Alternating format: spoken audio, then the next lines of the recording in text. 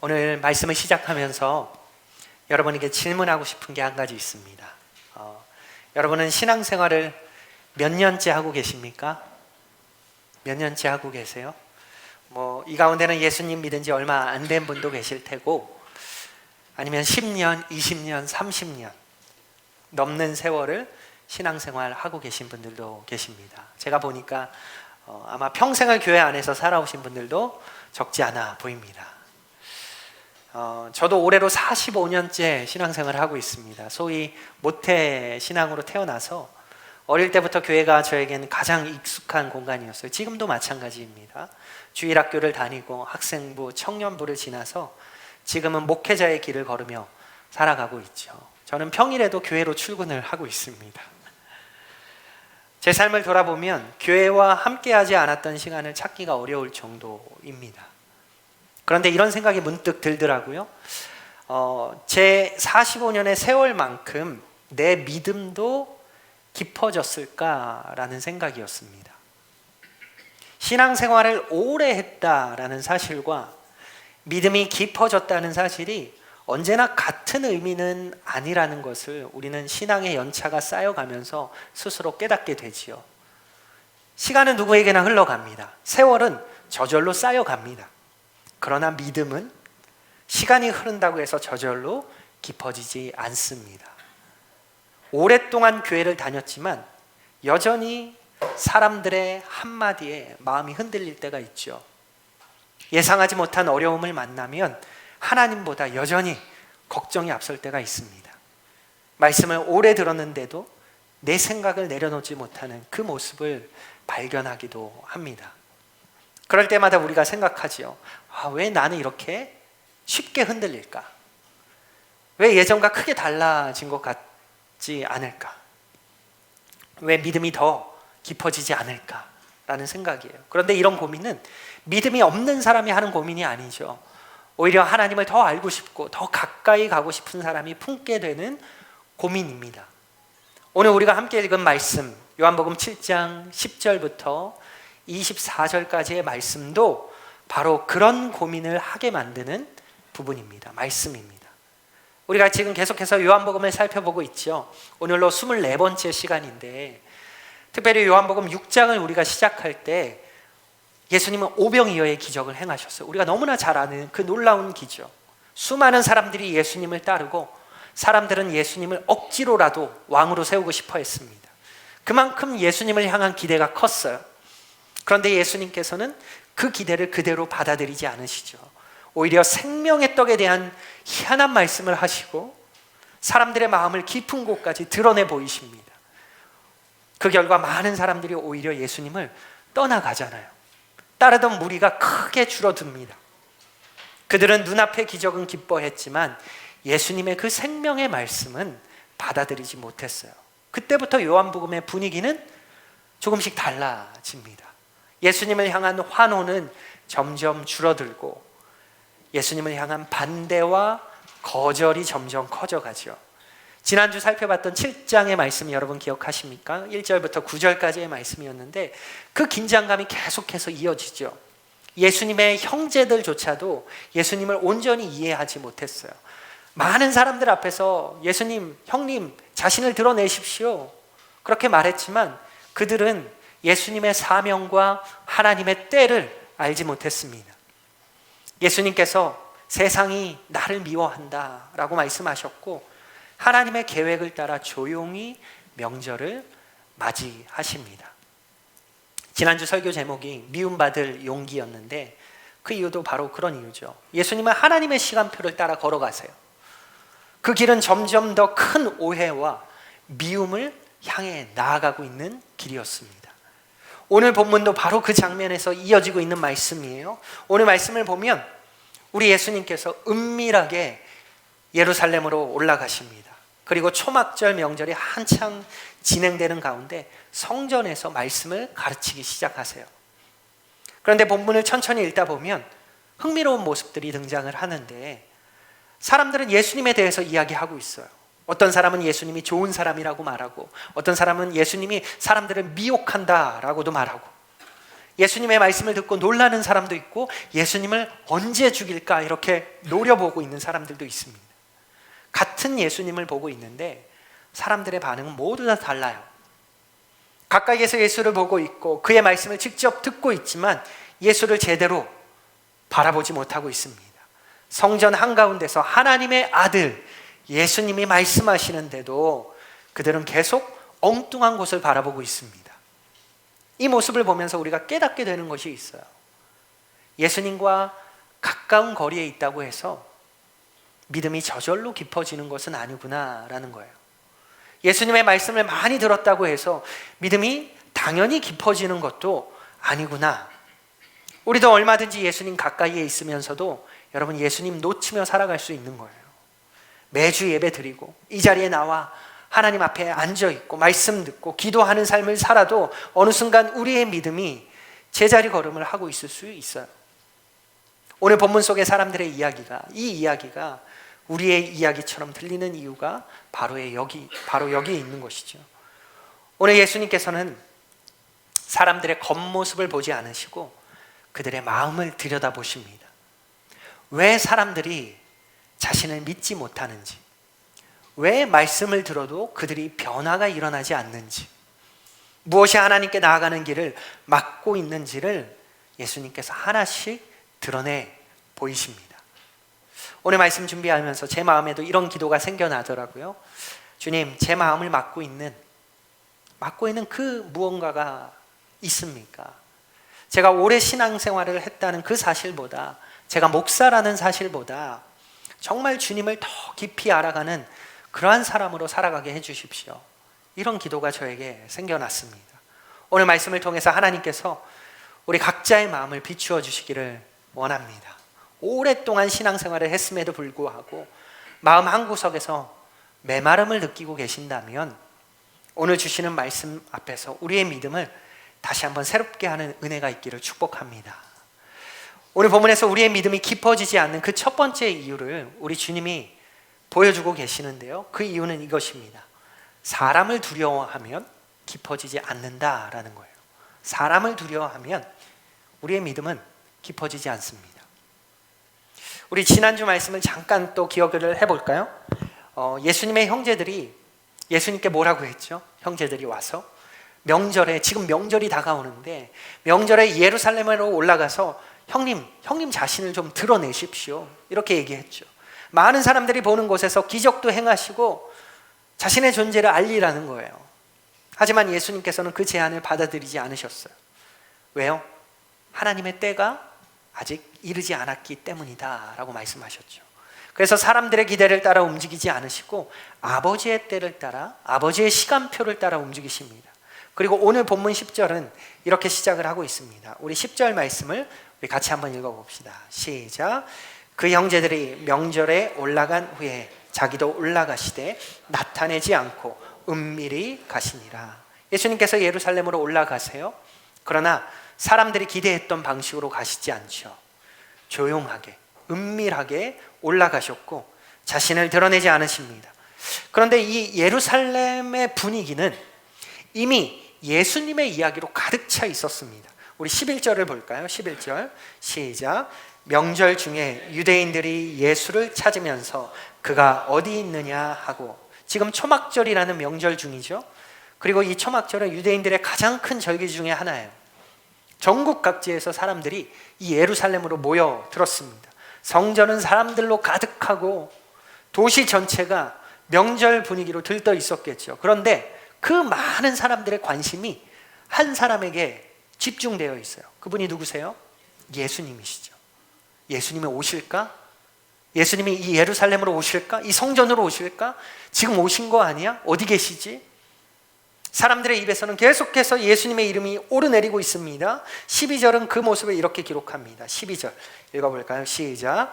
예수에 대하여 무리 중에서 수군거림이 많아 어떤 사람은 좋은 사람이라 하며 어떤 사람은 아니라 무리를 미혹한다 하나. 여기서 눈에 들어오는 표현이 한 가지 있죠. 수군거림이 많대요. 수군거림이. 지금 예루살렘에서 예수님에 대한 이야기가 많이 들리고 있어요. 좋은 사람이라고 말하는 사람도 있고 아니다, 사람들을 미혹한다라고 말하는 사람도 있어요. 하지만 그 이야기는 모두 다 작은 목소리예요. 작은 목소리. 뒤에서 수근수근하는 목소리예요. 공개적으로 자신의 생각을 밝히는 사람은 없었습니다. 왜 그랬을까요? 13절에 그 이유를 알려주고 있는데요. 13절 말씀 읽어보겠습니다. 시작. 그러나 유대인들을 두려워함으로 드러나게 그에 대하여 말하는 자가 없더라. 왜 그렇습니까? 유대 지도자들을 두려워했기 때문입니다. 당시 유대 종교 지도자들의 영향력은 절대적이었어요. 그들의 미움을 사면 회당에서 쫓겨날 수도 있었고 공동체 안에서 불이익을 당할 수도 있었습니다. 그래서 마음속으로는 예수님을 좋게 생각할지라도 감히 입을 열지 못하는 거예요. 내 안에 있는 믿음보다 두려움이 앞섰기 때문입니다. 그래서 그들은 입을 열지 못하고 뒤에서 수근수근 하고 있었던 것입니다.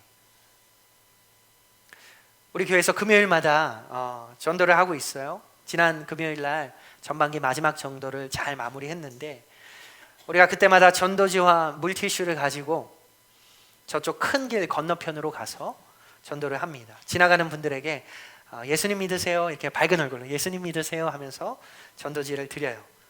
짧은 한마디입니다. 길게도 안 하고 예수님 믿으세요. 어떤 분들은 웃으면서 받아가세요. 고맙습니다 말씀하시는 분들도 있고, 저도 교회 다녀요, 수고하시네요, 따뜻하게 인사해 주는 분들도 가끔 있습니다. 그런데 대부분은 잘 받지 않아요. 어떤 분은 손을 저으면서 가기도 하고, 고개를 저으면서 가기도 하고, 얼굴을 찡그리고 외면하기도 하고, 아예 쳐다보지도 않고 무시하고 지나가기도 해요. 그런데 그런 반응이 두려워지기 시작하면 예수 믿으세요? 이 짧은 한마디 하는 것이 어려워지는 거예요. 전도지를 내밀려고 하는 순간에 혹시 저 사람이 또 나를 거절하면 어떡하지? 하는 생각이 드는 거죠. 이번 주에 우리 김옥자 자매님이 오랜만에 또 나오셔서 같이 전도를 하셨어요. 근데 전도를 하실 때 몇 분이 거절하시는 거예요.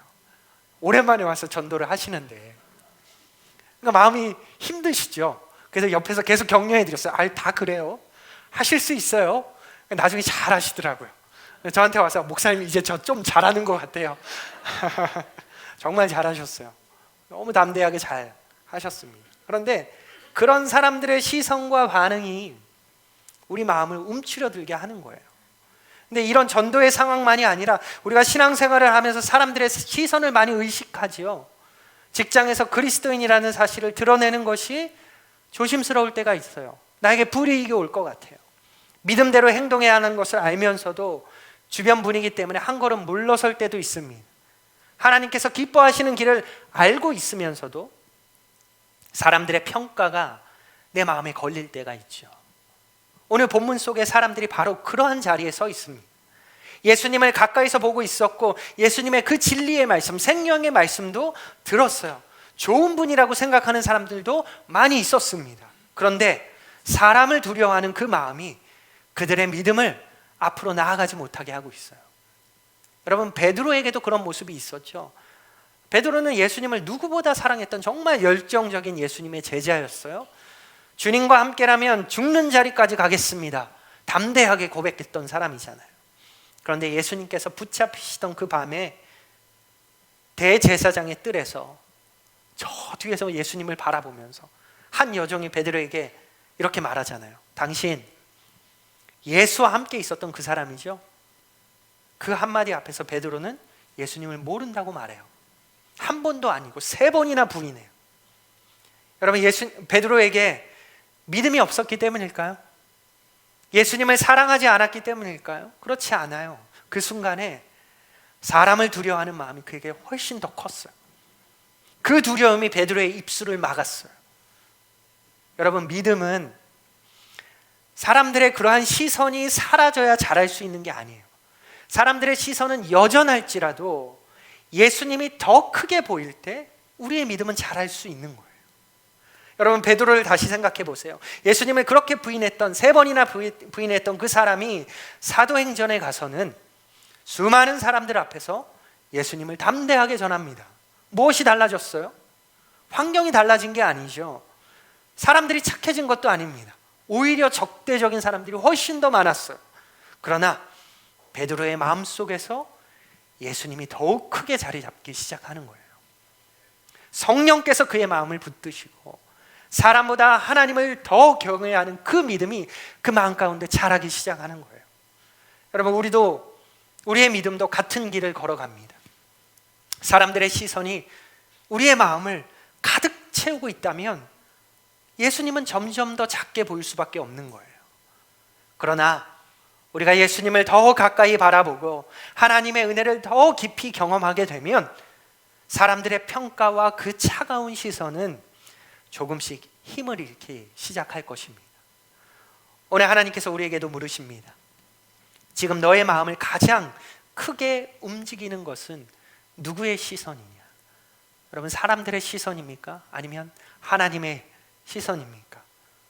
혹시 사람의 평가와 사람들의 인정이 하나님의 말씀보다 여러분 마음 가운데 더 크게 자라가고 있다면 오늘 그 마음을 주님 앞에 내려놓을 수 있는 은혜가 있기를 바랍니다. 사람을 두려워하는 마음이 우리 가운데 조금씩 사라지기 시작할 때 우리의 믿음도 조금씩 깊어질 줄 믿습니다. 본문에서 예수님께서 우리의 믿음이 깊어지지 않는 또 하나의 이유를 드러내고 계시는데요, 그것은 자기 생각을 붙들면 깊어지지 않습니다. 우리가 자기 생각을 붙들고 있으면 우리의 믿음은 깊어지지 않습니다. 사람을 두려워하는 마음이 믿음을 막는 것처럼 자기 생각을 내려놓지 못하는 그 마음도 믿음의 성장을 가로막습니다. 오늘 본문은 명절이 한창 진행되는 가운데 예수님께서 성전에서 말씀을 가르치시는 장면으로 이어지고 있어요. 우리 14절의 말씀을 우리 같이 읽어봅시다. 14절 시작. 이미 명절의 중간이 되어 예수께서 성전에 올라가 가르치시니. 처음에는 조용히 예루살렘에 올라가셨던 예수님께서 이제는 성전 한가운데 서서 공개적으로 말씀을 전하고 계세요. 사람들은 예수님의 가르침을 이제 직접 듣습니다. 그리고 그 말씀 앞에서 놀라기 시작합니다. 15절 말씀 우리 한번 읽어보겠습니다. 시작. 유대인들이 놀랍게 여겨 이르되 이 사람은 배우지 아니하였거늘 어떻게 그를 아느냐 하니. 이 말씀을 읽으면서 조금 이상하다는 생각이 들었어요. 이들이 예수님의 말씀을 듣고 놀라는 것까지는 이해가 됩니다. 그런데 그들이 지금 놀라고 있는 이유가 무엇입니까? 그들이 놀란 것은 예수님의 말씀의 내용 때문이 아니었어요. 이들의 놀람은 예수님의 그 진리의 말씀보다 예수님의 배경 때문이에요. 예수님의 배경. 아니, 저분은 배운 적이 없는데 어떻게 저렇지? 어떻게 저런 학식을 갖췄지? 이거 설명이 안 되는데? 여러분, 당시에 율법을 가르치는 사람들은 유명한 랍비의 문화에서 오랜 시간 교육을 받아야 했어요. 그래서 누구한테 배웠는지, 어떤 학파에 속해 있는지가 그 당시엔 아주 중요했습니다. 우리 바울이 그것을 막 이야기한 적이 있잖아요. 그런데 예수님은 그들이 기대하는 그러한 과정을 거치지 않으셨어요. 그렇기 때문에 이 사람들은 예수님께서 하시는 말씀의 진리, 그 진리를 살펴보기보다는 자기들이 알고 있는 그 기준으로 예수님을 판단하기 시작하는 거예요. 자기 생각으로는 예수님을 평가하는 거예요. 아니, 저분은 배운 적이 없어. 저분이 어디에 속한 사람이야? 누구한테 배웠어? 아니잖아, 없잖아. 그런데 어떻게 저런 말 하지? 그런데 예수님께서는 그들의 마음을 다 아셨죠? 그래서 16절에 이렇게 말씀을 하십니다. 16절 말씀 읽어봅시다. 시작. 예수께서 대답하여 이르시되 내 교훈은 내 것이 아니요 나를 보내신 이의 것이니라. 내 교훈은 내 것이 아니요 나를 보내신 이의 것이다. 예수님께서 지금 자신의 어떤 학력을 설명하지 않으세요. 자신의 경력을 증명하지 않으세요. 야, 나도 이런 사람이야 하지 않으세요. 대신 이렇게 말씀하시는 거죠. 내가 누구에게 배웠는지를 보지 말고 내가 누구에게서 왔는지를 봐라라는 거예요. 예수님의 말씀은 하나님 아버지께로부터 온 말씀이죠. 그런데 지금 사람들은 그 말씀을 하나님의 음성으로 듣기보다 자기 기준에 맞춰서 살펴보고 맞는지부터 살펴보고 있는 거예요. 근데 생각해 보면 우리도 크게 다르지 않아요. 우리는 하나님의 말씀을 읽으면서도 들으면서도 이미 내 생각과 내 기준을 가지고 그 말씀 앞에 설 때가 있습니다. 하나님이라면 이렇게 하셔야 되는데, 이 문제는 이렇게 해결되어야 하는데, 기도하면 이런 응답이 와야 되는데, 나도 모르는 사이에 하나님께서 일하시는 방법까지 내 생각 속에 그려놓는 거죠. 그러다 하나님께서 내 기대한 방식과 다르게 일하신다면 우리는 실망해요. 좌절해요. 이해하지 못하고 마음이 흔들려요. 성경에도 딱 이런 사람이 있었잖아요. 우리 지난번에도 말씀드렸던 인물인데, 나아만이라는 장군이잖아요. 이 나아만은 아람 군대의 장군이었어요. 높은 지위에 있던 사람이고 많은 것을 가진 사람이었어요. 그런데 이 나병이라는 병을 어떻게 하지 못하는 거예요. 고칠 수가 없어요. 그래서 그는 그 병을 낫기 위해서 엘리사를 찾아갑니다. 그는 엘리사를 만나게 되면 그 선지자가 나와서 나에게 손을 얹어 기도해 주고 멋진 능력을 행해서 내 병이 고쳐질 것이라고 기대하고 있었어요. 그런데 어때요? 엘리사는 얼굴도 보이지 않고 사람 한 명 보내서 이렇게 말하잖아요. 요단강에 가서 7번 몸을 씻으십시오. 그 말을 들은 나아만이 크게 화를 냅니다. 정말 화가 났어요. 열왕기하 5장 11절을 보면 나아만이 이렇게 말하고 있어요. 어떻게 화를 내는지 여러분 한번 같이 읽어봅시다. 시작.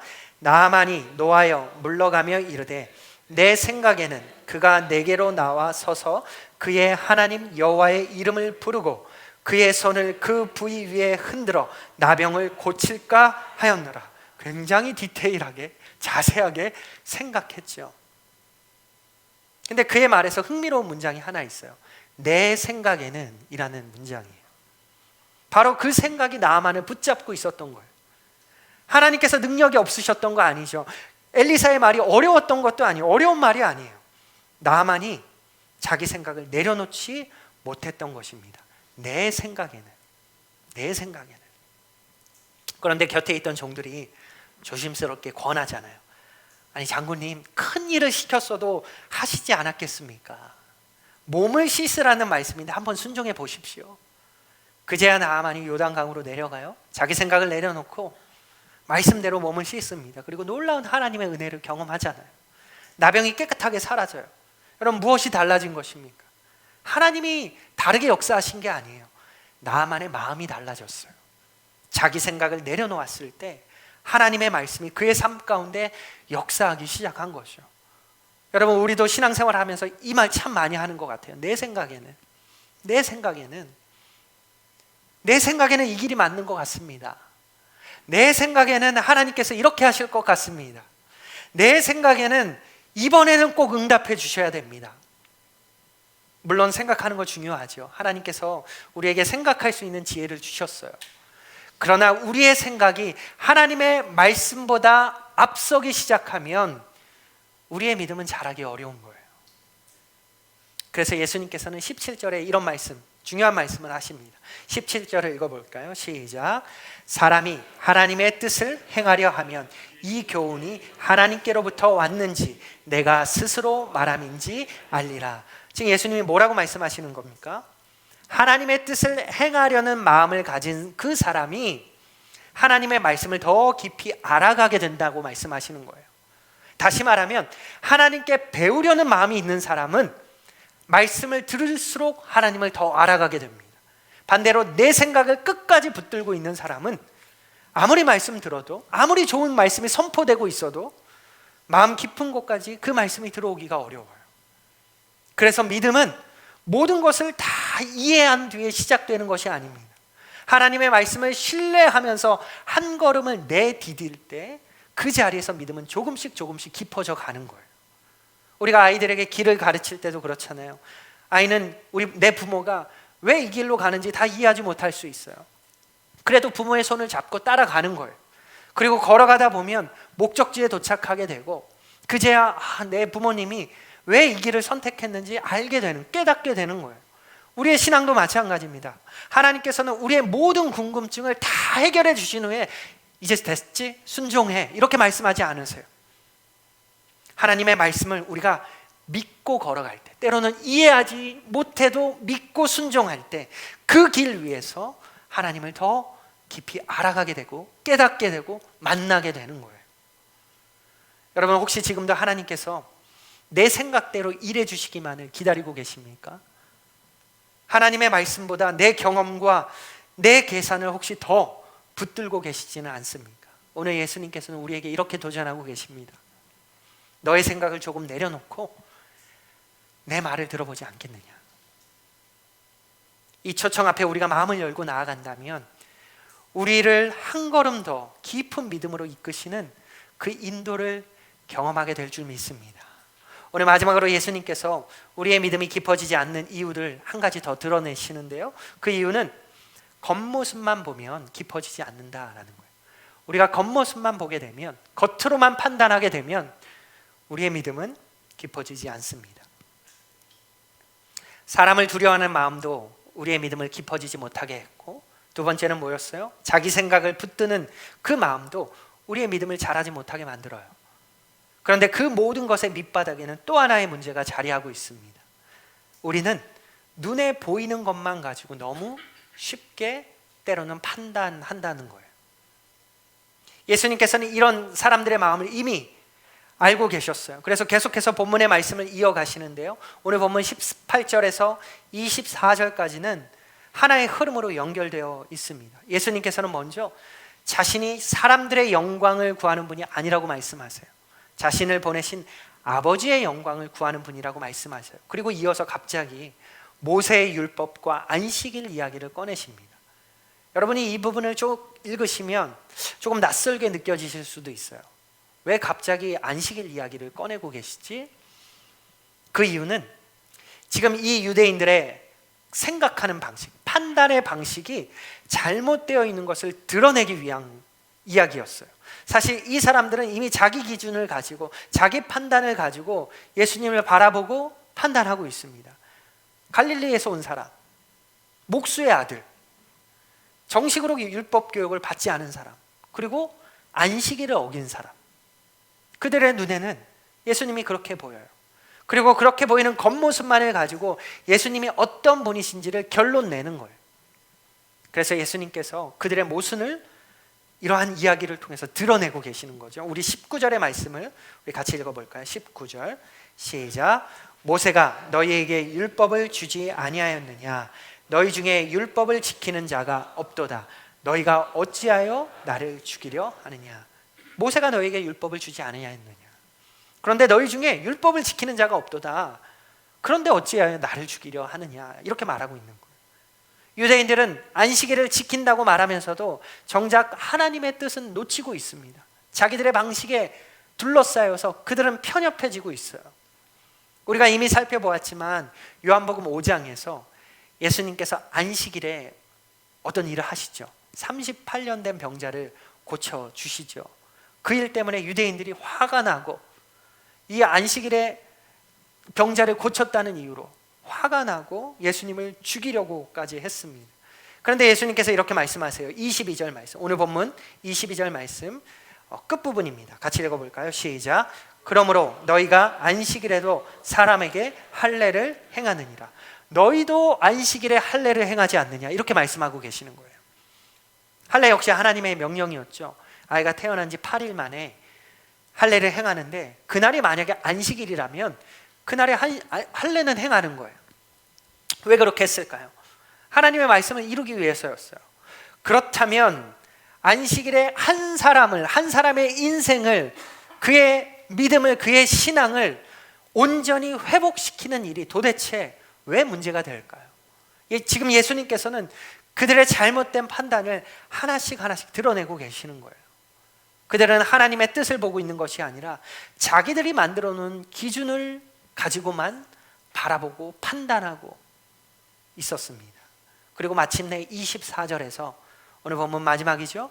예수님이 아주 중요한 이러한 이야기를 하십니다. 24절 우리 같이 읽어봅시다. 시작. 외모로 판단하지 말고 공의롭게 판단하라 하시니라. 여기서 외모라는 말은 우리의 생김새만 말하는 게 아니에요. 눈에 보이는 것, 겉으로 드러나는 모습, 첫인상, 선입견 모두를 포함하는 이야기입니다. 그러니까 이 말은 보이는 것만을 가지고 결론 내리지 말라라는 말씀입니다. 겉모습이 아니라 하나님의 시선으로 보라는 말씀입니다. 여러분, 우리가 요즘은 SNS를 통해서 다른 사람들의 삶을 이렇게 좀 보잖아요. 사진들을 보고 영상들을 보고. 그리고 요즘은 카톡에도 다른 사람들의 사진이 이렇게 올라오죠. 그래서 여러분들도 다른 어떤 인스타나 페이스북을 하지 않아도 카톡을 통해서 다른 사람들의 사진을 보기도 해요.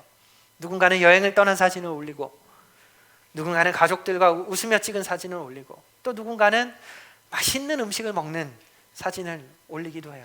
우는 사진 올라오는 거 본 적이 없는 것 같아요. 근데 그 모습을 보면서 우리는 쉽게 생각하는 거예요. 쉽게 판단하는 거예요. 자, 나 빼고 다 행복하네.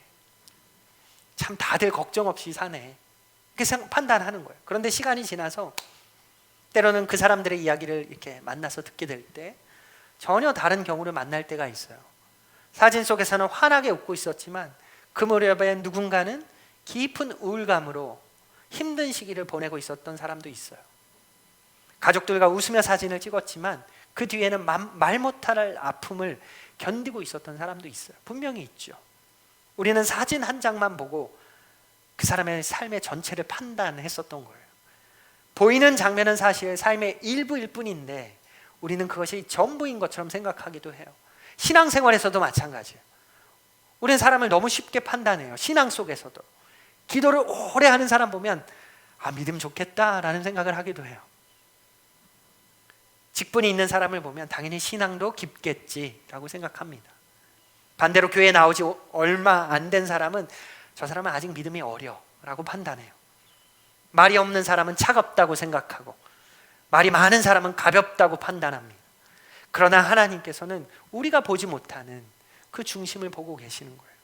사람의 믿음은 겉으로 드러나는 모습만으로 다 알 수 없습니다. 오히려 드러내지 않고 조용히 자리를 지키며 하나님만 붙들고 살아가는 사람도 있고, 사람들에게는 멋지게 보일지 모르지만 하나님 앞에서 정말 메마른 마음으로 살아가는 사람도 있을 수 있어요. 우리 중에도 오늘 이 자리에도 있을 수 있죠. 그래서 우리는 믿음이 깊어질수록 사람을 바라보는 시선도 달라져야 합니다. 쉽게 결론을 내지 않는 거예요. 조금 더 기다려주고, 조금 더 이해해주고, 조금 더 품어주게 되는 거죠. 왜냐하면 하나님께서도 우리를 그렇게 바라보셨기 때문입니다. 구약 성경에 보면 사무엘 선지자가 다윗의 아버지 이새의 집에 찾아간 일이 있었잖아요. 하나님께서 사무엘에게 그곳에 가서 새로운 왕을 위해서, 사울 다음으로 세워진 새로운 왕을 위해서 기름 부으라고 말씀하셨기 때문이죠. 사무엘이 이새의 첫째 아들 엘리압을 보고서 마음속으로 이렇게 생각합니다.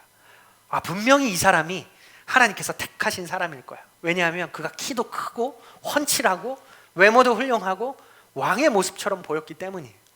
그때 하나님께서 사무엘에게 말씀하시죠. 우리가 너무 잘 아는 너무 유명한 말씀. 사람은 외모를 보거니와 나 여호와는 중심을 보느니라. 사무엘도 처음에는 눈에 보이는 겉모습만 보았어요. 그것으로 판단했어요. 하지만 하나님께서는 사람의 마음을 보고 계셨습니다. 결국 하나님께서 택하신 사람은 들판에서 양을 치고 있던 막내 다윗이었죠. 사람들의 눈에는 가장 가능성 없어 보였던 사람이 하나님의 눈에는 가장 준비된 사람이었습니다. 우리가 하나님을 바라볼 때도, 하나님에 대해서 생각할 때도 같은 실수를 반복할 때가 있어요. 우리가 기도를 열심히 했는데 응답이 더뎌지면, 응답이 없으면 하나님께서 듣지 않는다고 생각해요. 계획했던 일이 잘 풀리지 않으면 하나님께서 함께 하시지 않는 것처럼 느끼기도 합니다. 눈앞에 환경만 보고 하나님의 마음까지도 우리가 판단해 버리는 것입니다. 그러나 우리 눈에 보이는 그 오늘이, 여러분 눈에 보이는 그 오늘이 하나님의 전부가 아니잖아요. 우리가 보고 있는 그 장면은 하나님의 역사 가운데 아주 작은 부분일 뿐이에요. 십자가도 그랬습니다, 여러분. 십자가. 사람들의 눈에는 십자가는 철저한 실패죠. 제자들은 모든 것이 끝났다고 생각했어요. 원수들은 승리했다고 생각했습니다. 하지만 하나님께서는 바로 그 십자가를 통해서 인류를 구원하고 계셨습니다. 겉으로 보이는 모습만 보았다면 십자가는 분명한 패배예요. 그보다 더한 패배는 없어요. 그러나 하나님의 시선으로 바라보면 십자가는 가장 위대한 승리입니다. 그래서 믿음이 깊어진다는 것은 하나님의 시선을 배우는 과정이라고 할 수 있어요. 사람을 바라보는 시선도 우리가 달라지고, 상황을 바라보는 시선도 달라지고, 하나님을 바라보는 우리의 시선도 달라지는 거예요. 오늘 예수님께서 우리에게 말씀하십니다. 외모로 판단하지 말고 공의롭게 판단하라. 혹시 지금 눈앞에 보이는 현실만 바라보며 낙심하고 계십니까? 혹시 사람들의 겉모습만 바라보면서 쉽게 실망하고 계십니까? 하나님께서 침묵하고 계신 것처럼 느껴져서 좌절하고 계십니까? 오늘 예수님께서는 우리의 시선을 조금 더 높이 들어서 하나님의 눈으로 바라보라고 말씀하십니다. 겉으로만 보이는 것만 따라가는 사람은 믿음이 자라기 어려워요. 깊어지기 어려워요. 그러나 하나님의 말씀을 붙들고 하나님의 시선으로 세상을 우리가 바라보기 시작할 때 우리의 믿음도 조금씩 깊어질 줄 믿습니다. 오늘 우리는 내 믿음은 왜 깊어지지 않을까? 이 질문과 함께 말씀을 살펴보았어요. 예수님께서는 우리에게 믿음을 가로막는 세 가지의 모습을 보여주셨죠. 사람을 두려워하면 믿음이 깊어지기 어려워요. 자기 생각을 붙들면 하나님의 말씀을 온전히 받아들이기 어렵습니다. 아무리 진리의 말씀이 선포되어도 눈에 보이는 것만 우리가 바라본다면, 겉모습만 바라본다면 하나님의 일하심을 놓치기 쉽습니다. 이 세 가지 모습은 우리 안에도, 여러분 안에도 여전히 남아있는 모습이죠. 사람들의 시선이 내 마음을 흔들 때가 있고, 내 생각이 하나님의 말씀보다 앞설 때가 있고, 눈앞의 현실만 바라보다가 하나님을 오해할 때가 있어요. 그런데 감사한 것이 있습니다, 여러분. 감사한 것은 예수님께서 그런 사람들을 향해서 다가오신다는 사실이에요. 오늘 본문을 보면 예수님이 이런 사람들의 연약함을 보시고 실망하고 안 되겠다 등 돌리지 않으시죠. 오히려 성전으로 들어가셨죠. 그리고 말씀하시고 그 자리에서 진리를 다시 한번 선포하시잖아요. 사람들의 마음을 깨우기 위해 오래 참고 말씀하세요. 그 예수님이 지금도 여전히 우리를 그렇게 찾아오십니다.